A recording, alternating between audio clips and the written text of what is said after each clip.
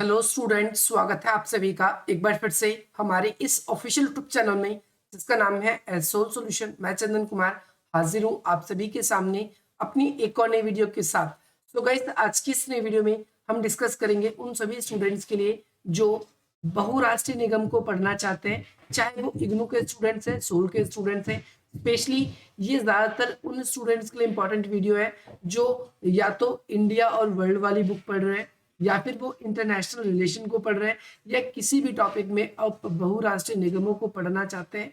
साथ ही साथ बहुराष्ट्रीय निगम का किसी देश के ऊपर क्या प्रभाव पड़ता है, या फिर मौजूदा देश के ऊपर और जिस देश में ये जाती है उस देश के अंदर जिस देश की कंपनी होती है, इन पर क्या प्रभाव पड़ता है, आज की इस नई वीडियो में हम ये जानेंगे। तो चलिए ज्यादा देर न करते हुए आज की अपनी इस वीडियो को हम स्टार्ट करते हैं। सबसे पहले बहुराष्ट्रीय निगम, जिसे इंग्लिश में हम मल्टीनेशनल कॉर्पोरेशंस या फिर कंपनीज, जो भी आप इसको कह सकते हैं।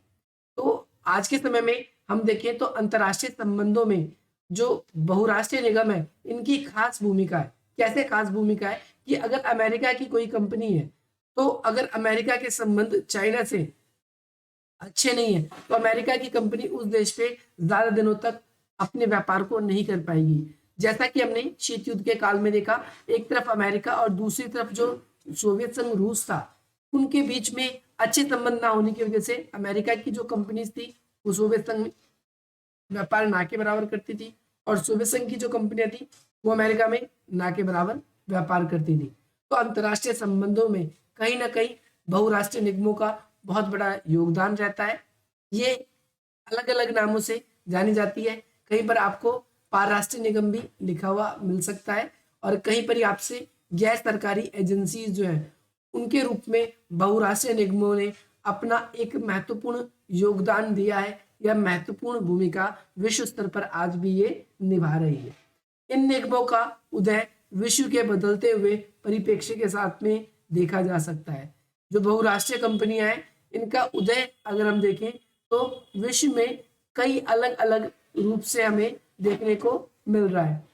यहाँ पर हम देख सकते हैं ये कंपनियां ना केवल विकसित देशों में पूंजी, उद्योग, प्रौद्योगिकी यानी तकनीकी, और साथ ही साथ में जानकारी को विकसित करती है, यानी विकासशील देशों से विकसित देशों में लेके जाती है। बल्कि देखो, विकासशील देशों से विकसित देशों की ओर क्यों है कि कच्चा माल विकसित देश इनसे खरीदते हैं, और इसके बाद में जो भी निर्मित वस्तु होती हैं उनको अपनी इन एमएनसीज के थ्रू इन देशों पर बेचते हैं। तो यहाँ पर हम कई बार इस रूप में भी एमएनसी को देखते हैं। इसके अलावा साथ ही विकासशील देशों को विकसित देशों के साथ जो एक दूसरे से जोड़ने का काम है वो कहीं ना कहीं एमएनसीज ने किया है, और विकासशील देशों को विकसित देशों पर अधिक निर्भर क्या कर दिया है, बना दिया है। ये आप सभी को याद रखना है। एक और तो विकासशील देश क्या कर रहे हैं, उनकी मदद कर रहे हैं, विकसित देशों की भी मदद कर रहे हैं, और विकसित देश जो है उनकी भी मदद कर रहे हैं विकासशील देशों की। तो दोनों एक दूसरे से कॉपरेट करती है।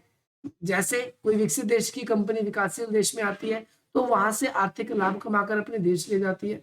लेकिन अगर कोई विकासशील देश है, उसमें कोई विकसित देश की कंपनी आती है, तो वो उस देश में तकनीक, रोजगार, इस तरीके की बहुत सारी इंप्लॉयमेंट चीजें प्रदान करती है। तो ये आप सभी को ध्यान रखना है। लेकिन आज के समय में कई बार हम देख रहे हैं कि विकसित देश जो है वो धीरे धीरे विकासशील देशों के ऊपर पूरी तरीके से अपना कंट्रोल लेते जा रही है, और धीरे धीरे ये एक न्यू कॉलोनियल सिस्टम या नव उपनिवेशवाद जिसे हम कहते हैं, उसको बढ़ावा मिल रहा है। वर्तमान समय में अमेरिका, इंग्लैंड, जापान, जर्मनी, ये कुछ देश हैं जहां पर इनका जन्म हुआ था, और विश्व की अर्थव्यवस्था में ये एक बहुत ही ज्यादा इंपॉर्टेंट रोल प्ले कर रही है। यह किसी देश की सरकार को नियंत्रण से मुक्त रहने की कोशिश कराती है, यानी फॉर एग्जांपल जिस देश में भी जाएगी उस देश की सरकार के नियंत्रण से मुक्त रहने की कोशिश करती है। साथ ही उस देश में कई बार बेरोजगारी बढ़ाने में भी जिम्मेदार है, क्योंकि ये एमएनसी इन एमएनसीज में बड़ी बड़ी तकनीकों के साथ कार्य होता है, और जब ये अपने देश को छोड़कर किसी और देश में जाती है तो उस देश के पूरे व्यापार पर अपना कंट्रोल ले लेती है। उस देश के जो देशी उद्योग है वो खत्म हो जाते हैं, और उस देश में कहीं ना कहीं बेरोजगारी बढ़ाती है, और कहीं ना कहीं कुछ एक लोगों को एम्प्लॉयमेंट भी मिलता है। हम ये भी देखते हैं। इसके अलावा अधिकतर बहुराष्ट्रीय निगम पर अमेरिका, इंग्लैंड, जर्मनी, इन सभी का नियंत्रण है। एक चौथाई कंपनी अकेला अमेरिका के नियंत्रण में। ध्यान रखना है आप सभी को कि एक चौथाई कंपनियां जो है वो अकेला किसके अंडर में है, अमेरिका के पास में। हालांकि बहुराष्ट्रीय निगम विश्व भर में प्रगति कर रही है। बहुराष्ट्रीय निगम जो है पूरे विश्व भर में क्या कर रही है, प्रगति कर रही है, परंतु बहुराष्ट्रीय व्यापार का बहुत बड़ा हिस्सा उत्तरी अमेरिका, पश्चिमी यूरोप, जापान जैसे विकसित देशों में होती है। ज्यादातर बहुराष्ट्रीय निगम अगर हम देखें तो कहाँ कहाँ की है, यूरोप की है, अमेरिका की है, या फिर यूरोप में अन्य देश के अलावा हम जापान की बात करते हैं, इन देशों की है। इंग्लैंड तथा अमेरिका के लगभग आधी कंपनी सहायक विकासशील देशों में, यानी अमेरिका में जितनी भी कंपनी है उसमें से आधी कंपनी ऐसी जो सहायक विकासशील देशों में ये कार्य कर रही है। इसके अलावा जब हम दुनिया भर में फैली हुई बहुराष्ट्रीय कंपनियों पर नजर डालते हैं तो हमें पता चलता है 1976 में 411 जो कंपनी ऐसी थी जो $1 अरब से भी अधिक बिक्री करती थी, जिसमें से 54% अकेला भारत और अमेरिका की थी, 12% इंग्लैंड की थी, 10% जापान की थी। इन्हीं देशों का पूरी तरीके से कंट्रोल था। लेकिन अग्रणी कंपनी में सबसे ज्यादा में अमेरिका आज भी है और पहले भी अमेरिका ही था। अमेरिका की कई कंपनी है जैसे एक्सॉन है, जनरल मोटर्स है, फोर्ड है, इलेक्ट्रिक है ना, इसके अलावा इंटरनेशनल टेलीकॉम है ना, टेलीग्राफ है, ऐसी बहुत सारी कंपनियां हैं जो अमेरिका की। इसके अलावा 1977 में बैंक ऑफ अमेरिका और साथ ही साथ में जो है सिटी कॉर्प दुनिया के सबसे बड़े बैंक बने और विश्व का लगभग 50% बैंक जो है उसमें से विश्व के अगर 50 बढ़िया बैंक थे तो उसमें से 12 बैंक इसके थे, यानी टॉप के 50 बैंक थे तो उसमें से 12 बैंक सिर्फ अकेले जापान के थे। तो बहुराष्ट्रीय निगमों में यानी बहुराष्ट्रीय कंपनियां जो है उन्हें लाभ अर्जित करने का लगभग लगभग 90% शेयर वर्तमान समय में भी जो ज्यादातर कंपनी देशों की कंपनी है उसमें अमेरिका, जापान, जर्मनी, इंग्लैंड, ये देश ऐसे हैं जिनमें जो अंतर्राष्ट्रीय व्यापार या बहुराष्ट्रीय कंपनी जो दुनिया में है ज्यादातर इन देशों की ही। बहुराष्ट्रीय कंपनी को इतना ज्यादा फायदा मिलता है, ये बहुराष्ट्रीय कंपनी आप ये भी कह सकते हो इतना ज्यादा कंट्रोल रखती है, इतना ज्यादा कि ये देश के अंदर अपनी नीतियों को, गतिविधियों को विस्तार करती है, आर्थिक रूप से उन्हें मजबूत बनाती है। उनका मुख्य ध्यान मुख्य रूप से किस पे होता है, विकासशील देशों पर रहता है, विकासशील देशों पर रहता है, क्योंकि इन देशों पर एक सकल घरेलू जो उत्पादन है वो काफी ज्यादा रहता है। सकल घरेलू उत्पादन जो है वो क्या करते हैं, काफी ज्यादा करते हैं। इसके अलावा विकासशील देश इन कंपनियों के ऊपर विकसित देशों के उपनिवेशवाद है ना उसके नियंत्रण से भी मना कर देती है, फिर अलग रहती है। हालांकि ये कंपनी लाभ कमाने वाली गैर सरकारी कंपनी होती है। मैं आपको यहाँ पर इस पॉइंट को थोड़ा समझाता हूँ कि विकासशील देशों में ये कंपनियां सरकार के ऊपर होती है और कई बार सरकार से अपनी नीतियों का अनुसरण करवा लेती है। अगर सरकार उस पर दबाव बनाने के लिए क्या करती है तो वो देश छोड़कर जाने की धमकी देती है और नव उपनिवेशवाद बढ़ा रही है, यानी धीरे धीरे उस देश की, पर्टिकुलर देश की जो भी सरकार है उस पर पूरा कंट्रोल अपना लेती जा रही है। वर्तमान समय में बहुराष्ट्रीय कंपनियां जो है वो बहुत बड़ी भूमिका निभा रही है और ये दो प्रकार की इसकी भूमिका है। पहला, एक तो ये कंपनी मेजबान देश, जिस देश की कंपनी खुद है उस देश पे भी अपना प्रभाव दिखाती है, साथ ही साथ में ये कंपनियां ऐसे देशों पे भी अपना प्रभाव डालती है जो जिस देश की है। मैंने फॉर एग्जांपल अमेरिका की कंपनी है तो अमेरिका पे प्रभाव होगा, लेकिन अमेरिका की कंपनी अगर इंडिया में व्यापार करती है तो उस पर क्या प्रभाव पड़ेगा, हम दोनों तरह के प्रभाव को सिंगल वीडियो में ही डिस्कस कर रहे हैं। यहाँ पर बहुराष्ट्रीय कंपनी का मेजबान देश पर क्या प्रभाव होता है, तो बहुराष्ट्रीय कंपनी जो मेजबान देश है उसकी प्रौद्योगिकी प्रबंधन की जानकारी जो है देश के सीमा पार लाने ले जाने के रूप में महत्वपूर्ण भूमिका निभाती है। यानी एक देश की जानकारी जो है उस देश की सीमा से बाहर दूसरे देश में ये पहुंचाने का कार्य करती है। ये कंपनी उनके जो है उनके समर्थक माने जाते हैं जो विकसित देशों की पूंजी उत्पादन विकासशील देशों में पहुंचाने का काम करती है। यानी अगर हम देखें बहुराष्ट्रीय कंपनी का लाभ ऐसे देशों को मिलता है जो उत्पादन उत्पादन को बढ़ाने के लिए विकसित देशों को सपोर्ट करते हैं, विकसित देशों की नीतियों की सपोर्ट करते हैं और विकसित देशों से ही अपना विकास जो है उसको बढ़ावा करवाते हैं। इसके अलावा ये कंपनियां विकासशील देशों में निवेश संबंधित आवश्यकताएं जो है वो पूरी करती है। ये अधिक वेतन देती है, अपने किस कर्मचारियों को अधिक वेतन देती है और हिसाब किताब में ईमानदारी बरतती है, ज्यादा कर देती है, यानी सरकार को ज्यादा टैक्स ये पे करती है और स्थानीय औद्योगिक इकाई के मुकाबले प्रबंधीय जानकारी परिप्रेक्ष्य में प्रदान करती है। यानी प्रबंधीय जानकारी ये परिप्रेक्ष्य क्या करती है, प्रदान करती है। इसके अलावा बहुराष्ट्रीय कंपनी क्या करती है, अपने कर्मचारियों को बेहतर सुविधाएं प्रदान करती है, बेहतर सेवाएं प्रदान करती है, सुविधाएं प्रदान करती है, रोजगार के आकर्षक ऑप्शन मिलते हैं आप सभी को। कई नई नई कंपनियों में, जैसे कोई भी एक एमएनसी है तो उसके अंदर में रोजगार के अवसर आपको प्रोवाइड कराती है, और विकसित देशों में जो भी तकनीकें हैं उन्हें विकासशील देशों तक ले जाती है भाव के रूप में। विकसित देशों से विकास में करती तकनीकों को ले जाती है। पांचवा, विकसित देशों का मानना है कि ये कंपनियां जो लागत वसूलती है वह काफी अधिक होती है। विकसित देशों का कहना है कि जो भी इनके प्रोडक्ट्स हैं वो काफी महंगे होते हैं, और विकसित देश कहते हैं कि विकासशील देशों में पूंजी, रोजगार और अन्य जो है हम उनको सेवाएं प्रदान करते हैं। हालांकि प्रोडक्ट महंगे होते हैं परंतु उनकी क्वालिटी भी होती है, लेकिन जिन शर्तों पर ये लाभ पर काम आती है उनके बारे में माना जाता है कि ये अन्यायपूर्ण है। कैसे है ये अन्यायपूर्ण है, ये शोषणकारी है। यानी अगर आपसे इनको लाभ है तो जब तक आपको काम पे रखेंगे, परंतु अगर जिस दिन से इनको लाभ नहीं मिल रहा आपसे तो आपको ये काम पे से भी निकाल सकते हैं। तो नए देशों के संसाधन को अपने वाली ये एक संस्था भी रूप में देखी जाती है कि नए देश में जाती है, वहाँ पर बिजनेस स्प्रेड करती है, धीरे धीरे वहाँ पर पूरे के पूरे मार्केट पे अपना कंट्रोल ले लेती है और पूरी तरीके से वो वहाँ पर बन जाती है। इन कंपनियों के आने से विकासशील देश पराश्रित बन जाते हैं। पराश्रित का मतलब है भाई विकासशील देश विकसित देशों पर निर्भर हो जाते हैं, निर्भर को ही पराश्रित हम कहते हैं। विकसित देशों को स्थानीय विकास में बाधा डालने का मौका मिल जाता है। यानी विकसित देश जो है किसी न किसी तरीके से एमएनसी के थ्रू विकासशील देशों के विकास में बाधा डालते हैं, और स्थानीय जो भी उनके उद्योग होते हैं, चाहे वो उनका लाभ उनको मिल रहा हो ना मिल रहा हो, उनको धीरे धीरे वो खत्म करवा देती है।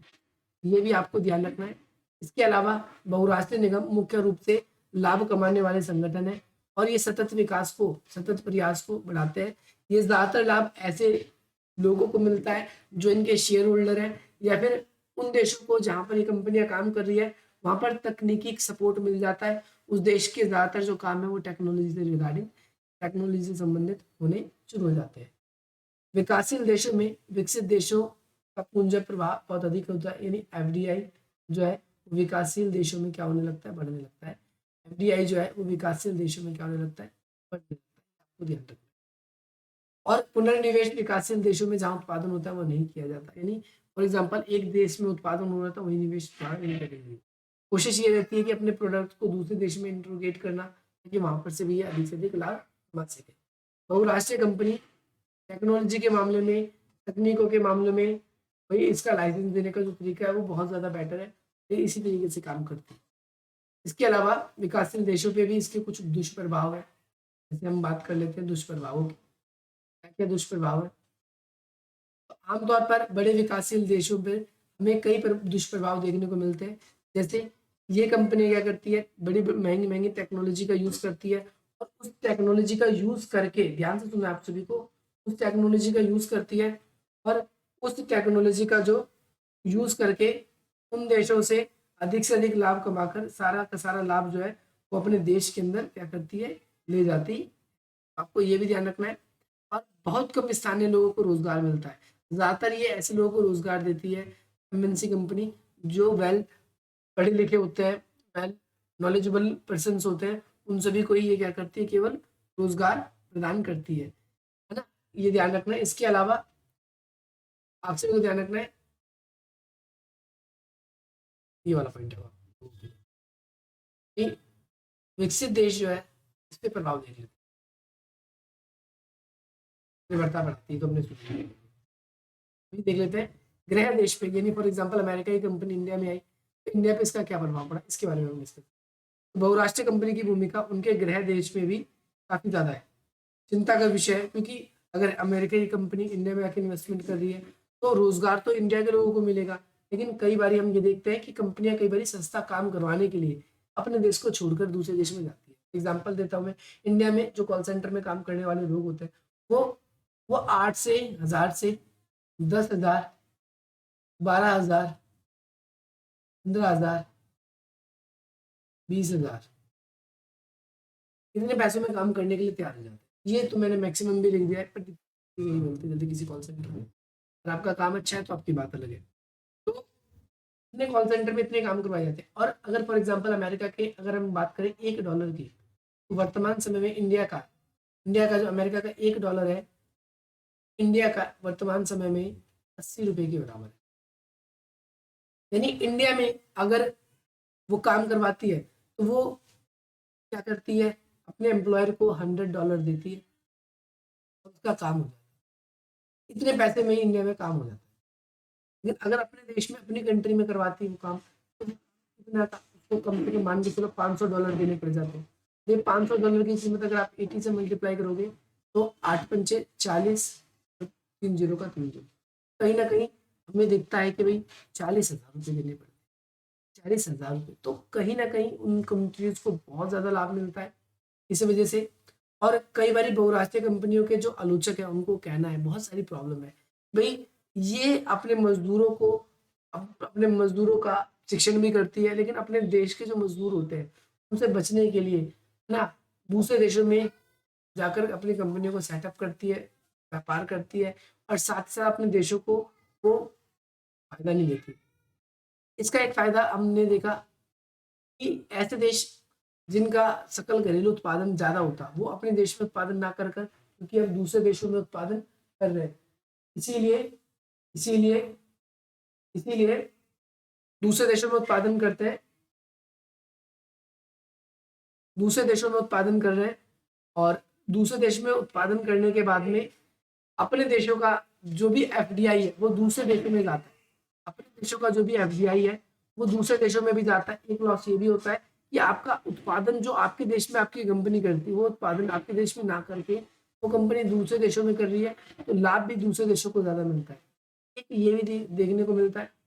गृह देश पे एक प्रभाव ये देखने को मिलता है कि कई बार अपने देश की जो विदेश नीति है वो दूसरे देशों के साथ साझा करनी पड़ जाती है, क्योंकि विकासशील देशों में कहीं ना कहीं टेक्निकल सपोर्ट प्रोवाइड कराती है, क्योंकि अपनी कंपनी लगाएगी तो अपने देश का जो भी डाटा है, अपने देश की जो भी सीक्रेट बातें हैं वो दूसरे देशों में कहीं ना कहीं पहुंच जाती है। इसके अलावा बहुराष्ट्रीय कंपनियां माल प्रौद्योगिकी विश्व के विभिन्न भागों में स्थानांतरित करने में सक्षम होती है, और उन देशों का डाटा भी ये कई बार चुराने में कामयाब हो जाती है। जैसे आपने पढ़ा होगा कि एक भोपाल गैस त्रासदी हुई थी, तो भोपाल गैस त्रासदी में क्या हुआ था, मिथाइल आइसोसाइनेट नाम की गैस थी, उस गैस को क्या किया गया था, उस गैस का रिलीज हो गया था भोपाल में, जिसकी वजह से कई लोगों को अपनी आंखों की रोशनी खोनी पड़ी थी। अपनी आंखों की रोशनी खोने की वजह से हम यहाँ पर एक प्रॉब्लम ये भी देखते हैं, ऐसे देश ऐसे देशों में कहीं ना कहीं ये जो कंपनियां हैं ये अपने व्यापार को ज्यादा बढ़ाती है, तो अगर कोई घटना घट जाती है तो वो रातों रात भाग जाती है। विकासशील देशों के लिए भी कहीं ना कहीं नुकसानदायक इसके अंदर होता है। और कई बारी एमएनसी जो होती है ये अपने देश के जो सरकार है उनके दबावकारी दमनकारी नीतियों से बचने के लिए भी कई बार दूसरे देशों में चली जाती है। साथ ही साथ राजनीतिक रूप से जब ये पॉलिटिकली रूप से स्ट्रांग हो जाती है तब अपने देश में आती है, अपने देश की सरकारों को अपने अंडर में काम करो। तो इस तरीके से भी हम देखते हैं ये प्रभाव पड़ता है। निष्कर्ष के रूप में हम कह सकते हैं कि भाई आर्थिक आर्थिक रूप से आर्थिक रूप से ऐसे संसाधन होते हैं इसके अंदर, आर्थिक रूप से ऐसे ऐसी कंपनियां हैं जो विकसित देशों के विकास में और विकासशील देशों के विकास में दोनों के लिए ये लाभ पहुंचाती है। ये सरकार के नियंत्रण से मुक्त होती है, और साथ ही साथ देशों में गरीबों को दूर करने में भी कहीं ना कहीं इसकी भूमिका होती है, और साथ ही साथ में देशों के आपसी सहयोग को बढ़ाने में इसकी एक बहुत ही बड़ी भूमिका है। तो मैं आशा करता हूँ आपको ये वीडियो पसंद आएगी। इसी प्रकार के इंटरेस्टिंग वीडियोस पाने के लिए आप हमारी वीडियो को लाइक करेंगे, मित्रों तक शेयर करेंगे। डिस्क्रिप्शन बॉक्स में आप सभी के लिए कुछ वेरियस लिंक है, आप उन लिंक्स के थ्रू हमारे और सोशल मीडिया के प्लेटफॉर्म से उस पर जुड़ सकते हैं। बाकी मिलते हैं किसी से अपनी अगली वीडियो में। जय हिंद, जय भारत।